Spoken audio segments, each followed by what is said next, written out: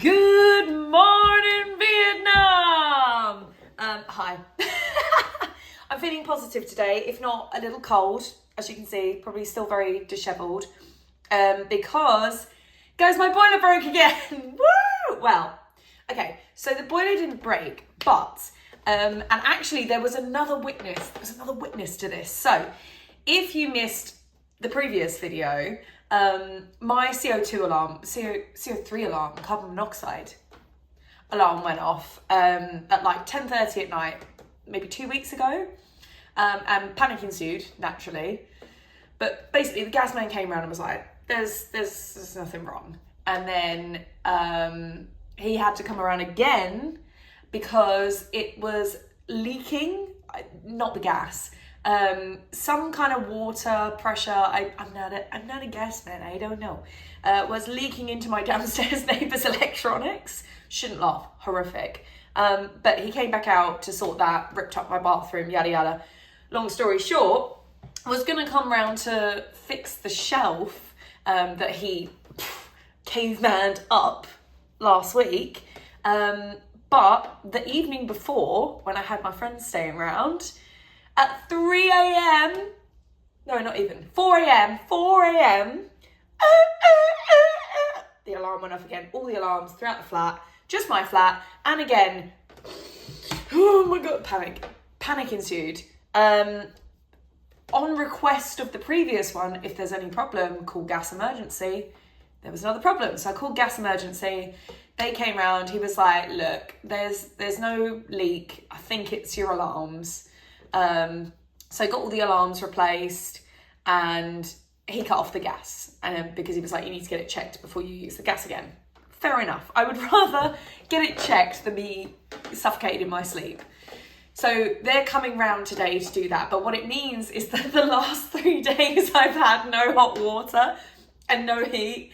So the thermals are on, like the polo's on. I've just been wearing a hat constantly. I'm really gross. Thankfully, so I had work the day after the alarm went off. So I went into work with like 4 hours sleep. And I don't know if you can still hear. This is why I've been gone for a while. Obviously, I've had all of this to deal with, but I also got sick again. And I don't know what has happened. I don't know if I'm no longer accustomed to British bacteria, but I seem to be catching everything going. And at first, I thought maybe it was me. Maybe it's me. I did a lot of talking, and I did get wet. I was sopping wet for about 9 hours, basically, and it was the fault of the job, but I think I was just the guinea pig for that day. And they're a little disorganised, but overall it's fine. Basically, it's a Christmas job. They weren't prepared for the rain. It meant that I was outside in the rain for 9 hours in like a velvet costume. So I was dripping, literally dripping. So at first I was like, oh, maybe it's come from that. But I don't believe... Again, not a doctor, not an engineer. There's a reason I'm in the career I'm in. But I was like, I don't believe the myth of like, oh, just because you get cold and wet, you're going to get sick. I don't know what the correlation is, but I don't think you get sick because you were wet. Maybe it makes your immune system worse. I don't know. Either way, I was really worried that it was something I'd done because I've been doing a lot of talking, a lot of projecting. And I was like, oh my God, am I misusing my voice? And then I came to the conclusion, I was like, no, like I've done 3 years of training. I know how to use my voice, particularly speaking. Like I like to think I sing safely, but speaking, I speak fine, guys. But that self-doubt, it does creep in immediately. And I think I don't know if other people have this. I think it was Leslie Odom Jr. in his biography maybe had mentioned something about this. I haven't read the full biography, but I remember a quote from it where he was saying that as an artist that uses their voice for kind of every aspect of life, both fun, career, money, everything is kind of hinged on your voice. So when you wake up, it's this constant like, like, how am I today? How is my day gonna go, basically, based on my voice? So whenever I lose my voice, which unfortunately has happened to me 3 times since I've got back, I don't know what's going on. Maybe I just never fully recovered from the first one. I pushed through and I did a tour, and I absolutely should not have. I should get a scope, really. But my whole day just hinges on my voice, and it's a really weird way to live your life.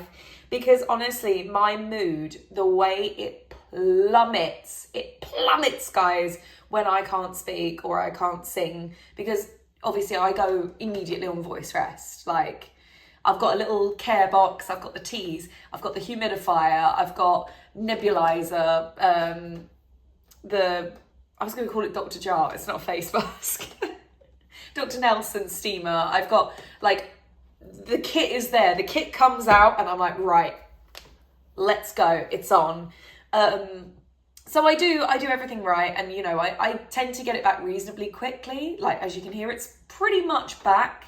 She's still a little phlegmy, which again leans towards, I think I've caught something. But there's always that doubt. There's always that doubt of like, is it me? Did I cause this? But no, I don't think I did. But either way, hi. There's the update. There's why I was gone. Yeah, I didn't, again, come with any plan. But as I've been speaking, I've been reflecting on some stuff I saw.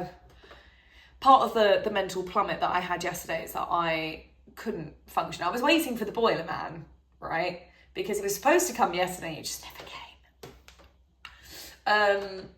But what it meant is I was waiting around, and we've spoken about this before. Like, I probably could force myself to do something, but I really struggle when there's something like hanging over me, like this thing is happening later, and especially when it doesn't have a timestamp, when it's not like he's coming round at 5. Like, I feel like I can't plan. It was just, he'll be round early afternoon.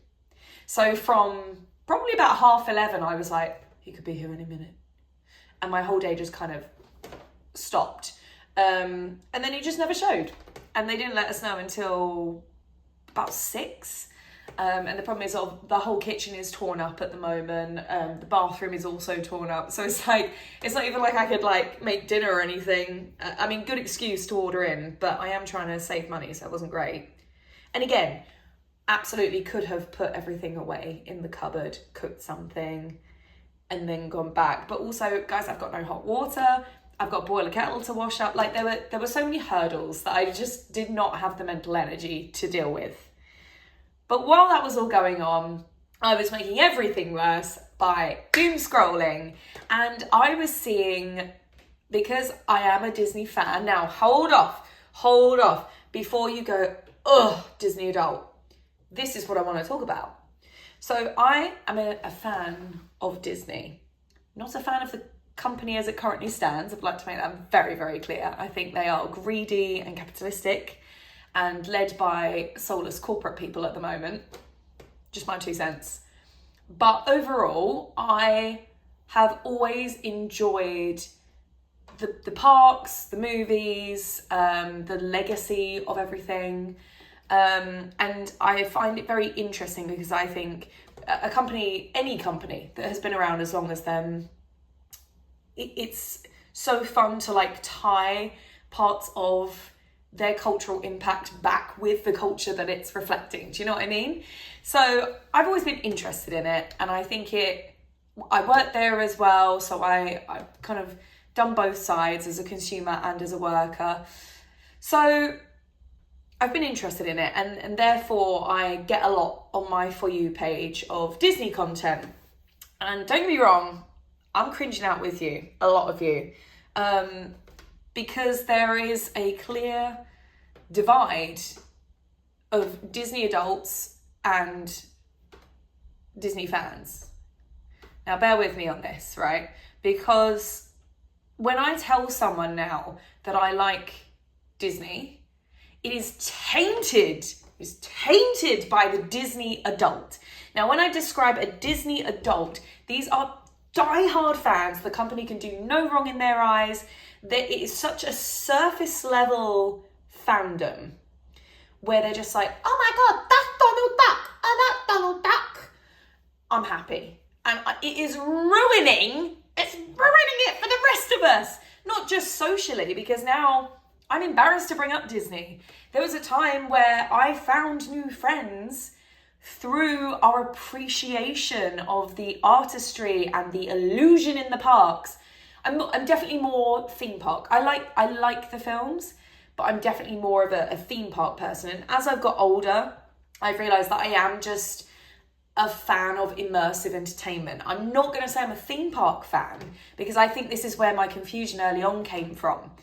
Because I am from the UK and I grew up going to Thorpe Park and Alton Towers and all of those wonderful places, which are theme parks, but I wager they're not very themed. And then I went to Disney and Universal, and my mind was... Universal was a later thing, because I think it's now actually shifted, and I'm blessed by the theme park gods that I actually think I was working for Disney just on the edge of where it tilted into corporate land. And I'm lucky enough that I'm now, was working for Universal on sort of the upturn, where essentially all of the Imagineers, the guys that create the theming and the rides from Disney, went, it's too corporate here, and they all jumped ship to Universal. So there's actually been this kind of shift in quality from Disney to Universal, and I've chased it. So I'm very lucky to have experienced that. Now, like I said, Disney adults, rabid, and they are just wanting anything with the Disney iconography on it. It doesn't matter what it is. They're the people that go into Primark and they go, oh my God, it's got Mickey Mouse on it, and they just buy it. And it is so surface level. I know I keep saying it, but that's what it is. Because me, for a theme park fan, and sorry, this is what I was saying before. So Thorpe Park, Alton Towers, not incredibly themed, right? I have realised that what I appreciate is the attempt to immerse. And I think it stems back to me really enjoying theatre, right? It's this world building. It's this,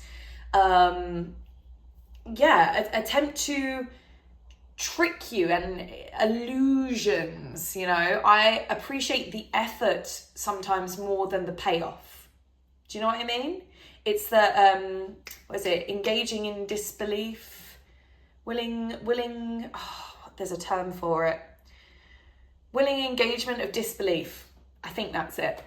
Where you know it's fake. I know that's not a real castle. I know that's not a real mountain, but I appreciate the effort and the detail that has gone into you trying to convince me that it is. That for me is more impressive, and that used to be the gold standard that Disney upheld, and now everything is just, it needs an IP in it. It needs an IP. Like, you've got, they took out Maelstrom, they put in Frozen, Cars Land, you know, they're ripping up some of the genuine sort of Americana, and they're just, and I'm not exclusively talking about the American parks, but I do think that they are the worst for it. Probably because places like Tokyo are owned by Oriental Land Company, right? So they're like a different, this is the politics, guys. This is the politics. You understand if you are a theme park fan, an immersive person, because the company as a whole fascinates me. But it also means that I want them to continue to be industry leaders. And because this fandom, the rabid Disney adult, is just, Disney can do no wrong to them. So every announcement is just, wow, oh my God, more Disney. Because they're doing that, that's what the shareholders see, and they go, oh, well, they're still going to come. They're the people that are raising the ticket prices and things, because they are just willing to buy it. They're the people that are moving into the parks and the housing complexes. They're the people that are forking out for all these ridiculous bedazzled castles and just really shallow consumerism. And this sort of lack of quality control is making the parks worse.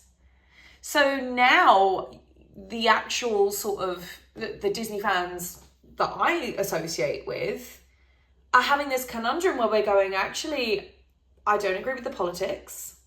I don't agree with the corporate decisions that are being made. And I think that imagination and the quality of the parks is suffering as a direct result of the Disney adult. So that's my 2 cents on it, right? I would like to open up a wider discussion on Disney and Disney adults and like, where do you place yourself? Because it's becoming clearer and clearer, and the divide is becoming bigger and bigger between these two groups. Because I, years and years ago, would have said, yeah, I'm a Disney adult, because at the time it just meant an adult that enjoys Disney, the films, the parks, whatever. But now it has become, it's a different species, guys. They're a different species. And, you know, if you are a Disney adult, I would say no disrespect to you, but actually I would like you to take a really long, hard look at what you're choosing to engage in and spend your money on. And I want you to ask yourself, am I enjoying this because there are recognizable characters? Or am I enjoying this because it is something of quality that is there to be appreciated for managing to immerse me in something? Now, everyone at a base level enjoys themed entertainment. Even if you don't think you do, you probably do. It's why things like the dungeons exist. It's why themed restaurants were such a thing. Rainforest Cafe, even McDonald's, to a level, they had world building in the 90s. And I think we're starting to strip that away and just put it into how can we market? It's a bit like toys going alongside movies. Anyway, these videos are supposed to be short little snippets, and I fear that I'm really rambling on in this one, but I had my soapbox and I used it. So let me know your thoughts.